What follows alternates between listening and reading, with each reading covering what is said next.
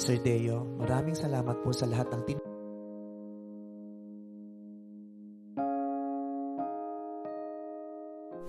Hindi nakaligtaan ng It's Showtime family na magpaabot ng pakikiramay sa mga yumaong haligi ng ABS-CBN.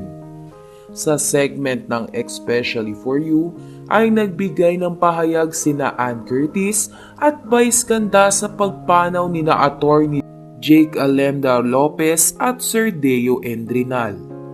Ayon kay Ann Curtis, ngayon po madlang people, gusto po namin ialay ang mga susunod na sandali para ipaabot ang aming pakikiramay sa pamilya Lopez sa pagpanaw ng war veteran and former ABS-CBN Vice Chairman Attorney Jake Lopez. You are in our thoughts and prayers. Ayon naman kay Vice Ganda, at isa rin pong pagpupugay para sa isang pinakamahalaga at pinakamamahal natin kapamilya dito sa ABS-CBN.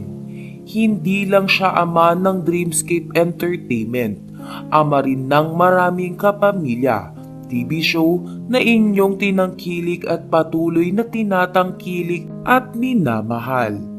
Patuloy siyang magiging inspirasyon, lakas, gabay at maraming kapamilya sa harap at sa likod ng kamera, Sir Deo Endrinal. Bakas naman sa mga It's Showtime host ang kalungkutan habang nagsasalita si Vice Ganda. Samantala, hindi pa dito natapos ang mensahe ng Showtime family kay Sir Deo.